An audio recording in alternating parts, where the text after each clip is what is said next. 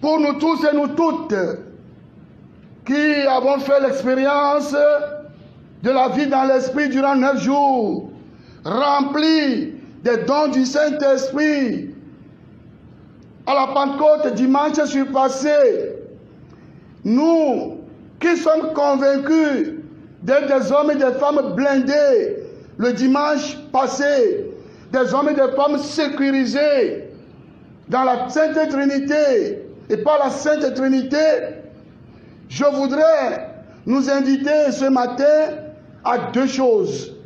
Si réellement tu es convaincu que tu es rempli de l'Esprit Saint, de ses dons et charismes, il faut le montrer par l'audace de la foi et dans la foi. Celui qui se sait rempli du Saint-Esprit, de ses dons et charismes, on doit le sentir dans sa vie de foi.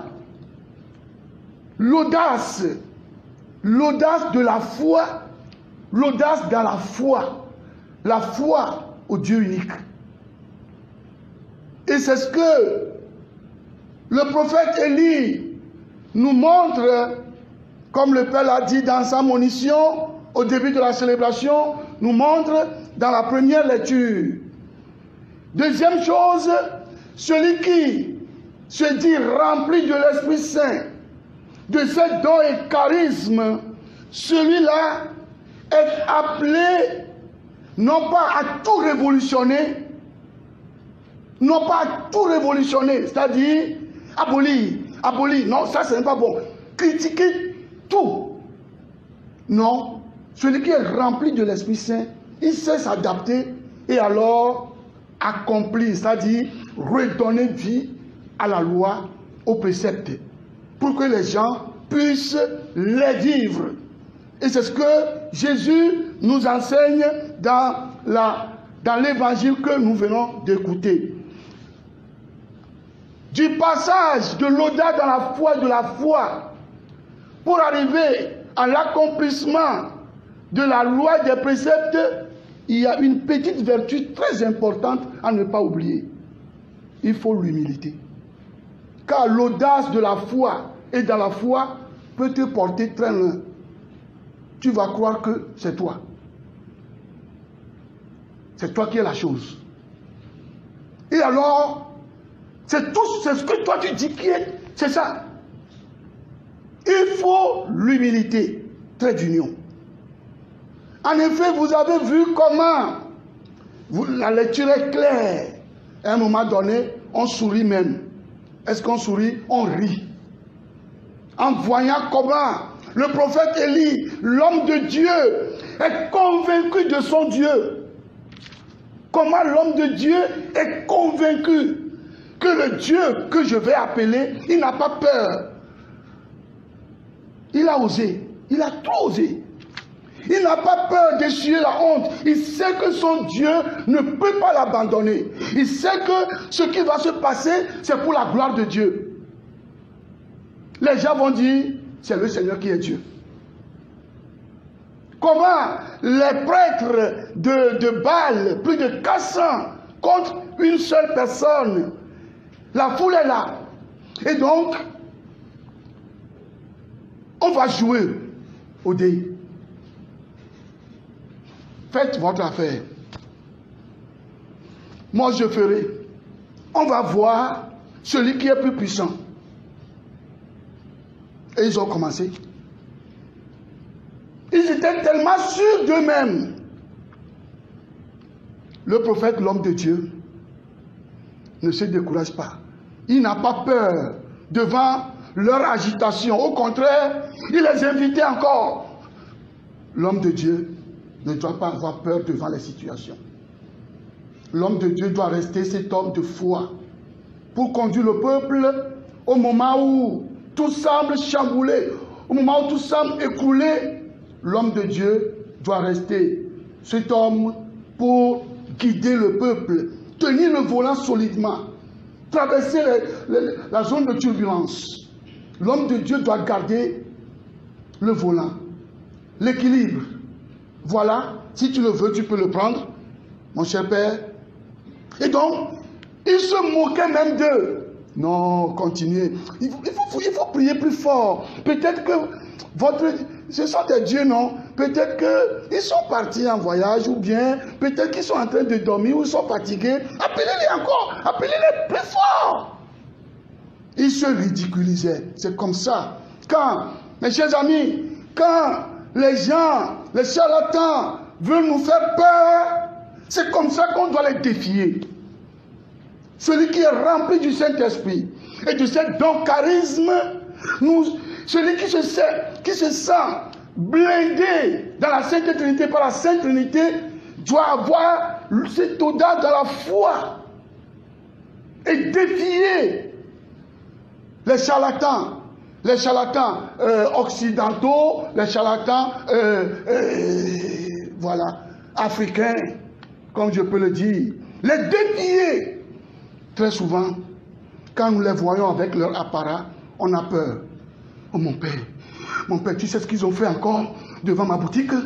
Oh mon père, avant d'arriver ce matin au boulot, tu sais ce qu'ils ont fait encore? Oh, mon père, tu es un homme, une femme remplie du Saint-Esprit. Tu es un homme, une femme blindée par la Sainte Trinité. Il faut oser les défier.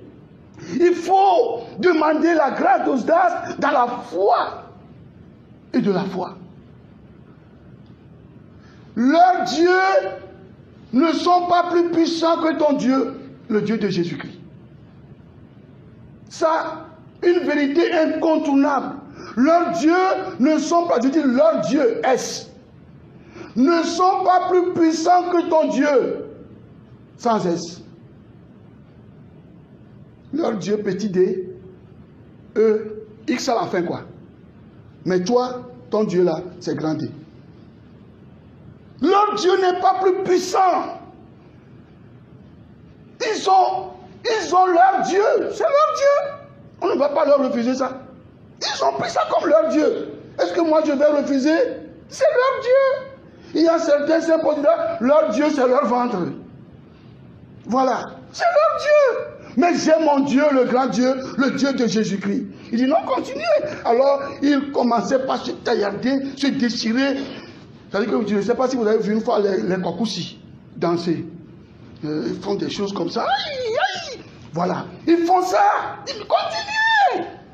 Mais quand le moment est venu, pour qu'on sente que c'est le Seigneur qui est Dieu, et que tout le peuple, toute la foule se prosterne, mais ils ont creusé, mais vous avez entendu tout ce que s'est passé. L'homme de Dieu a dit, Seigneur, il faut qu'on sache aujourd'hui que c'est toi, l'unique Dieu. Il faut qu'on le sente. Ça doit être la prière de nous, chrétiens, chrétiennes. Non pas pour nous, mais pour ta gloire. Et c'est ce que nous sommes en train de faire. C'est ce que nous avons fait encore ce matin. Non pas pour nous, mais pour sa gloire. Pour ta gloire, que ce malade se lève et qu'il marche. Si tu mets ton orgueil à part, tu dis, Seigneur, pour ta gloire, Seigneur, pour ta gloire, tu vas le voir, il va se lever et marcher. À cause de son nom. Et alors, le miracle s'est produit. Les gens ont reconnu l'efficacité de notre Dieu. Pourquoi pas nous aujourd'hui? Pourquoi pas nous, chrétiens, chrétiennes aujourd'hui? Il est important que le chrétien du 21e siècle, en écoutant ces paroles, soit réconforté et redynamisé dans sa foi pour aller de l'avant. Ta belle-mère, ta belle-fille, ils peuvent tout faire. Mais si tu es accroché au Dieu de Jésus-Christ, tu ne seras jamais déçu.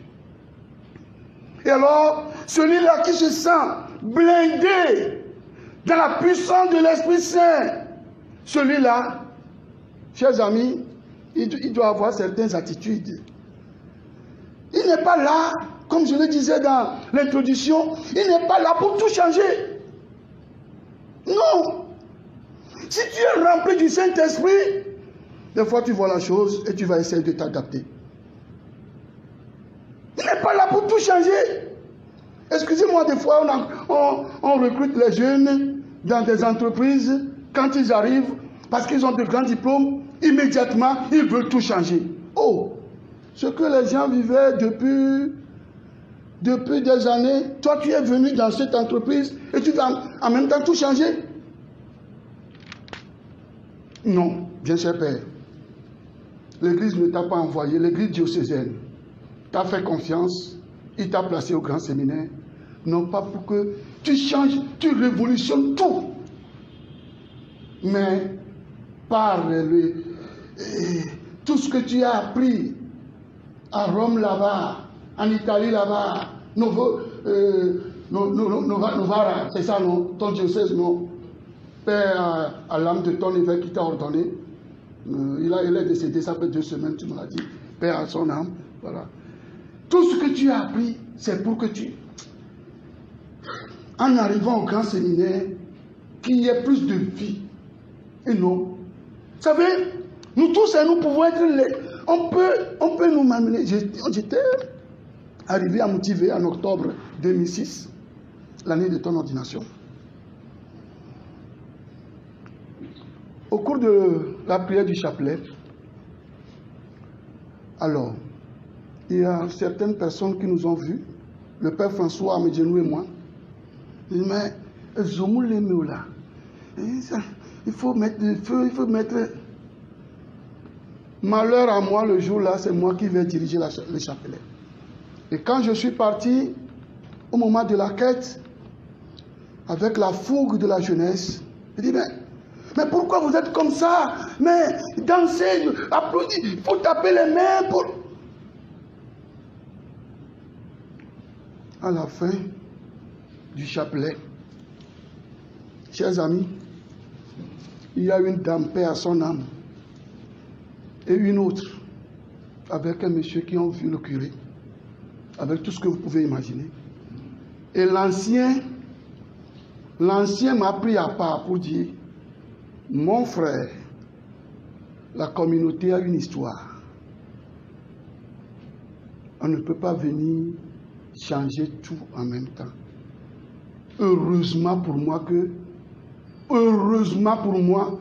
que la grâce divine était avec moi. Sinon, j'allais mal commencer mon ministère à motiver. Parce que je ne voyais pas louer le Seigneur. Qu'est-ce que ça garde pour la quête? J'ai compris tardivement. Heureusement que la grâce divine était avec moi. Sinon, j'allais mal commencer mon ministère à motiver. Et je l'avais accueilli. Heureusement, ce n'est pas moi qui l'ai, c'est la grâce divine qui m'a aidé à l'accueillir. Et c'est pourquoi je nous disais, entre l'audace dans la foi de la foi et le respect des lois, il faut l'humilité.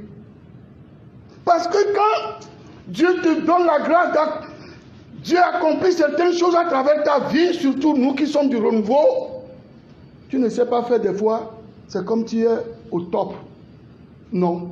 Il faut que l'humilité soit au cœur de tout ce que nous devons faire. Et alors, on attribue tout à Dieu. Sans l'humilité, nous ne pouvons rien faire. Mon Père, tout à l'heure, dans la prière d'ouverture, tu disais, donne-moi d'annoncer l'évangile avec foi et humilité. L'audace de la foi, humilité. L'audace de la foi, humilité. Dieu ne peut que... Si ce que tu viens de dire, toi-même, et nous t'avons accompagné, si tu essaies de le vivre, tu iras très loin dans ton sacerdoce. Que le Seigneur, qui nous a rassemblés ce matin, pour nous montrer encore sa puissance, non pas notre puissance, qu'il exauce nos prières, que les malades se lèvent guéris ce matin, que ceux qui sont désemparés retrouvent d'énergie, qu'ils soient en direct avec nous ou pas, que le Seigneur puisse les toucher à travers cette Eucharistie et qu'il nous donne la grâce de redonner vie à nos structures et non de tout révolutionner pour être jugé grand dans le royaume des cieux. Amen.